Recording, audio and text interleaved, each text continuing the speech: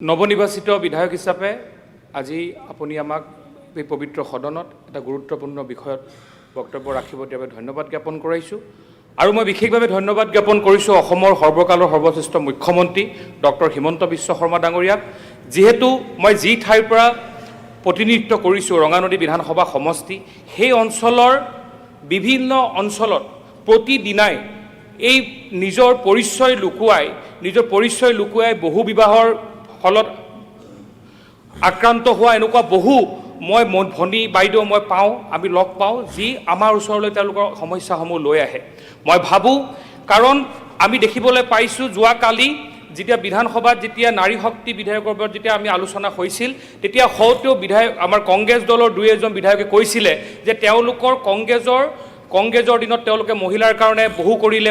তেওঁলোকে কয় কিন্তু যেতিয়াই বিধেয়কৰ কথা আহে যেতিয়াই তেওঁলোকক নাৰী সুৰক্ষাৰ কথা আহে কোৱাৰ লগে লগে তেওঁলোকে আকৌ তাত বিৰোধিতা কৰে আজি যদি তেওঁলোকে নাৰী শক্তিক সঁচাকৈ সন্মান কৰে মই ভাবোঁ এই ইউচিচিৰ জৰিয়তে আটাইতকৈ যদি কোনোবা শ্ৰেণী লাভান্বিত হ'ব আটাইতকৈ যদি কোনোবা শ্ৰেণী সন্মানিত হ'ব সেয়া নাৰী শক্তি আৰু তেওঁলোকে এই নাৰী শক্তিক সন্মান দেখুৱাৰ স্বাৰ্থত ৰাজনীতিৰ ঊৰ্ধত গৈ আজি এই ইউচিচিক তেওঁলোকে সমৰ্থন কৰিব লাগে মই ভাবোঁ এই বিধেয়ক কোনো বিশেষ সম্প্ৰদায়ৰ বিপক্ষে নহয় ই অসমৰ প্ৰতিজন মাতৃ ভগ্নী আৰু কন্যা অধিকাৰ সুৰক্ষাৰ এক ঐতিহাসিক অংগীকাৰ মই ভাবোঁ ধৰ্ম পৃথক হ'ব পাৰে কিন্তু অধিকাৰ পৃথক হ'ব নোৱাৰে আৰু এয়া হৈছে ইউচিচিৰ মূল আত্মা আৰু মই ভাবোঁ সেইকাৰণে মই ক'ব বিচাৰিছোঁ যে আমি দেখিবলৈ পাইছোঁ এজন বিধায়কে যোৱাকালিও মিডিয়াৰ আগত তেওঁ যুৱ প্ৰজন্মৰ কথা তেওঁ কৈছে যে লিভিং ৰিলেশ্যনশ্বিপত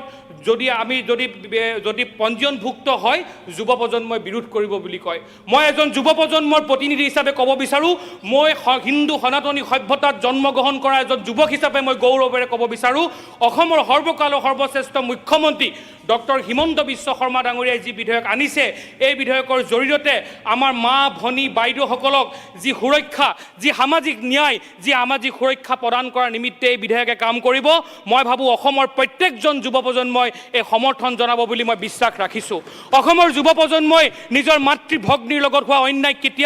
কেতিয়াও প্ৰশ্ৰয় দিব নিবিচাৰে আৰু সেয়েহে মই এজন যুৱ প্ৰজন্মৰ বিধায়ক হিচাপে মই গৌৰৱেৰে আজি এই ইউচিচি বিধেয়কক সমৰ্থন জনাবলৈ পাই মই গৌৰৱ অনুভৱ কৰি মোৰ জীৱনৰ এটা ঐতিহাসিক দিন হিচাপে আজি ৰ'ব বুলি মই পুনৰ এবাৰ মুখ্যমন্ত্ৰী ডাঙৰীয়াক ধন্যবাদ জ্ঞাপন কৰি অধ্যক্ষ ডাঙৰীয়াক ধন্যবাদ জ্ঞাপন কৰি মোৰ বক্তব্য সামৰণি জনাইছোঁ ধন্যবাদ ভাৰত মাতা কি জয়